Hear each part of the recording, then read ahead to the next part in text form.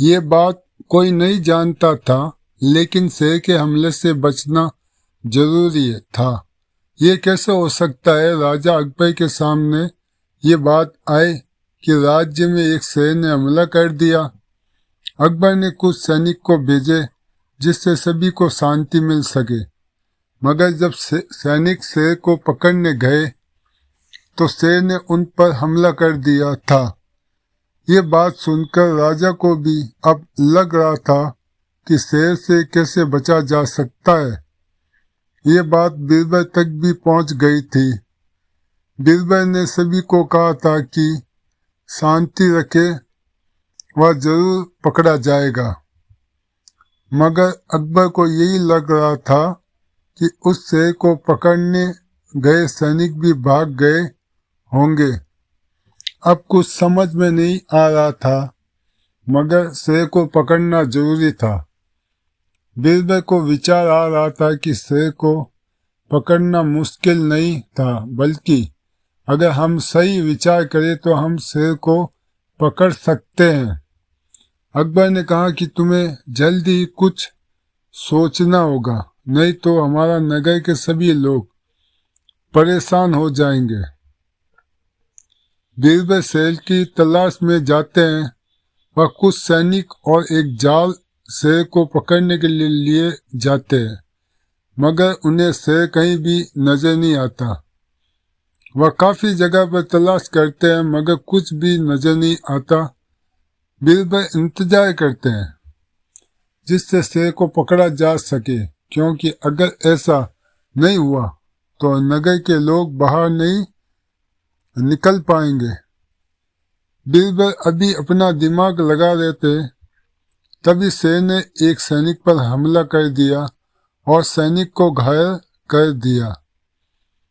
बीरबल को अब काफी परेशानी हो रही थी, क्योंकि ये शेर बहुत ही तेज था। उनकी योजना बहुत मुश्किल से चल रही थी, क्योंकि शेर उनके सामने से जा चुका था। अब क्या होगा, सभी सैनिक भी डरे हुए नजर आ रहे थे। शेर कभी भी हमला कर सकता था, मगर बीरबल हार नहीं मानना चाहते थे। उन्हें सबकी सुरक्षा भी करनी थी। कुछ समय बाद शेर फिर से आता है। वह दूसरे सैनिक को भी घायल कर देता है। अब 2 ही सैनिक बचे हुए थे। बीरबल को अब कुछ जल्दी ही करना होगा, क्योंकि हर बार शेर की जीत हो रही थी। वह हर बार आता और सैनिक घायल कर देता।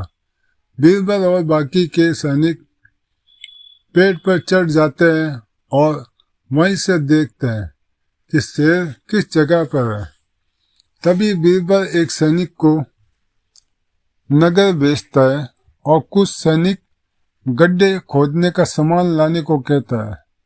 जब सैनिक वापस आते हैं, बीरबल सैनिक मिलकर एक गड्ढा खोदते हैं और उस गड्ढे में एक पिंजरा रख देते हैं और उस पिंजरे में एक सैनिक को बिठा देते हैं और सब मिलकर शेर का इंतजार करते हैं। कुछ देर बीत जाने के बाद शेर उसी जगह पर आता है और सैनिक को उस गड्ढे में देख हमला कर देता है। ये सब नजर बीरबल और सैनिक देख रहे थे। इस बार शेर पर झाल का फेंकना जरूरी था। तभी झाल फेंका जाता है और शेर को पकड़ लिया जाता है। इस तरह शेर को पकड़ लिया जाता है। अब कोई भी चिंता की बात नहीं थी, मगर शेर ने काफी नुकसान किया था। शेर ने कुछ सैनिक पर हमला भी किया था, जिससे उन्हें सभी को परेशानी भी हुई थी। बीरबल महल में आता है और अकबर कहते हैं, ये शेर तो बहुत तेज है, इसने काफी लोगों को नुकसान पहुंचाया है और बहुत से लोग भी डरे हुए हैं। बीरबल कहता है कि वह अब पकड़ा जा चुका है, अब चिंता की बात नहीं है। अकबर कहता है कि यह सब कुछ आपकी वजह से हुआ है।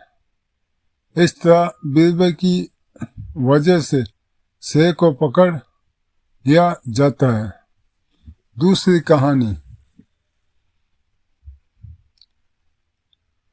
राजा उसका अनोखा हुनर। एक बार की बात है, एक राज्य में एक राजा रहा करता था। राजा बहुत ही अच्छा था। उसकी प्रजा उससे बहुत खुश थी।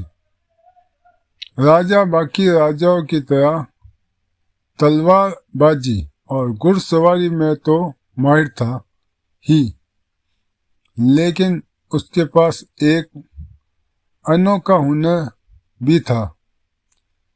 राजा के पास कालीन बुनने का एक बहुत ही कमाल का हुनर था। केवल उस राज्य में ही नहीं बल्कि पूरे देश में राजा जैसा कालीन कोई भी नहीं बुन सकता था। राजा को अपने इस हुनर पर बहुत नाज था, लेकिन उसके मंत्री और दूसरे राजा उसकी इस बात का मजाक उड़ाते थे कि ये काम किसी राजा को शोभा नहीं देता। इसलिए राजा ने कालीन बुनने का काम बंद कर दिया था और ये फैसला लिया कि वो कभी कालीन नहीं बनाएगा।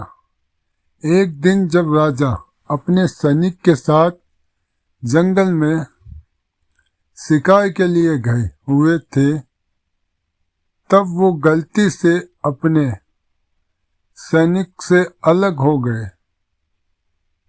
राजा को जंगल में अकेला देखकर जंगल में रहने वाले डाकुओं ने राजा को पकड़ लिया।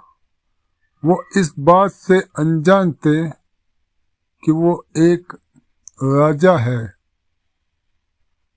उन्होंने राजा की तलाशी ली, लेकिन उन्होंने कुछ खास नहीं मिला, जिसके कारण उन्होंने राजा को मारने का निर्णय लिया। उनकी बात को सुनकर राजा ने उनसे कहा कि यदि तुम लोग मुझे थोड़ा समय और कालीन बुनने का सामान दे दो, तो मैं तुम्हारे लिए अनोखी कालीन बुन सकता हूँ, जिसे तुम चाहो तो इस राज्य के राजा को बेच सकते हो, जिसके बदले वो तुम्हें बहुत बड़ा इनाम देंगे। इनाम का नाम सुनकर सारे डाकू खुश हो गए। उन्होंने राजा को कालीन बुनने का सामान लाके दिया। राजा ने उनके लिए कुछ कालीन बनाकर तैयार कर दी, जिसे लेकर कुछ डाकू राजा के महल में पहुंचे। कालीन को बेचने के लिए गए। जैसे ही उन्होंने कालीन राजा के मंत्रियों और रानी को दिखाई, तो वे समझ गए कि ये राजा ने ही बनाई है। उन्होंने उन डाकुओं को पकड़ लिया और उनसे राजा के ठिकाने का पता लगा लिया। फिर कुछ सिपाही गए और राजा को आजाद कर दिया। राजा की जान बच गई। राजा बहुत खुश हुआ। उसने सोचा कि जिस हुनर को वो बेकार समझता था, आज उसी ने उसकी जान बचाई। आपको ये कहानी कैसे लगी? इसे लाइक से सब्सक्राइब जरूर करना।